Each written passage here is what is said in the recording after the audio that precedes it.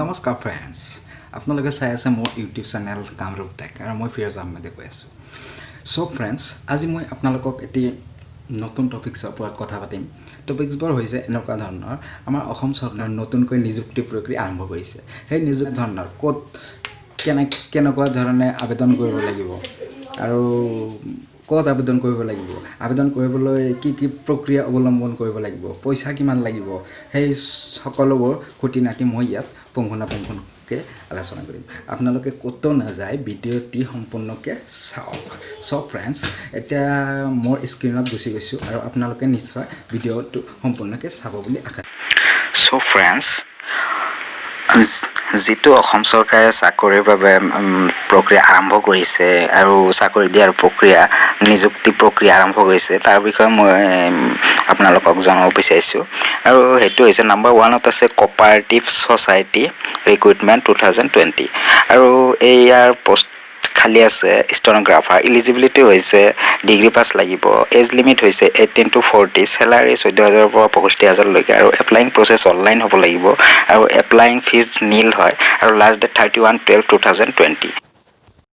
friends আৰু আমাৰ নেক্সটত যিটো আছে ৰিক্ৰুটমেণ্ট সেইটো হৈছে Indian army recruitment rally Assam 2020 আৰু যিবোৰ যুৱ প্ৰজন্ম আছে বহুত দিন ধৰি ৱেইট কৰি আছে চাগে আৰু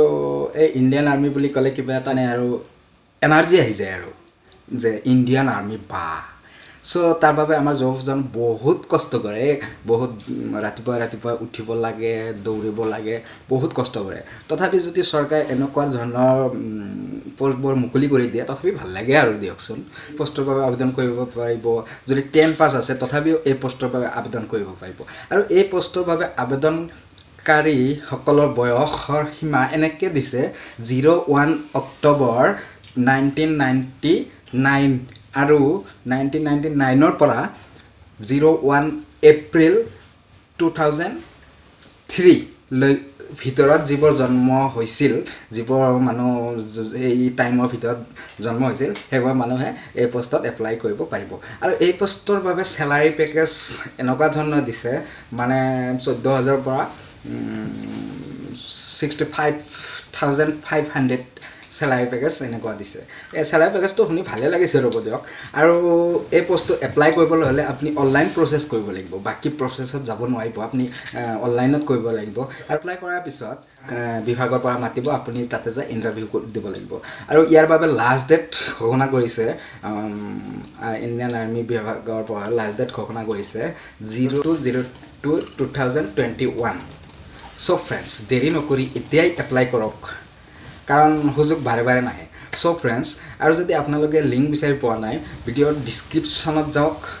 লিংক আছে তাতে ক্লিক কৰক আৰু তাৰ পৰা আপুনি A to Z ডাউনলোড কৰি তথ্য পাতি জানি লওক তাৰপিছত এপ্লাই কৰক সো ফ্ৰেণ্ডছ আপোনালোকে ভিডিঅ'টো চাই কেনে পালে ভিডিঅ'টো চাই যদি ভাল লাগিছে ভিডিঅ'টি লাইক কৰক কমেণ্ট কৰক আৰু শ্বেয়াৰ কৰিবলৈ একেবাৰে নাপাহৰিব সো ফ্ৰেণ্ডছ আকৌ মই আপোনালোকক আকৌ এবাৰ কৈছোঁ আপোনালোক কাইণ্ডলি মোৰ চেনেলটো ছাবস্ক্ৰাইব কৰক আৰু ছাবস্ক্ৰাইব বটনৰ লগতে লাগি থকা বেল আইকনটো প্ৰেছ কৰক কিয়নো পৰৱৰ্তী সময়ত মই যিবোৰ ভিডিঅ' আপলোড কৰিম আপোনালোকে সেই ভিডিঅ'বোৰৰ ন'টিফিকেশ্যনবোৰ সময়ে সময়ে পাই থাকিব সো ফ্ৰেণ্ডছ আজিলৈ ইমানে পৰৱৰ্তী ভিডিঅ'ত লগ পাম নিশ্চয় সো আজিলৈ ইমানে বাই বাই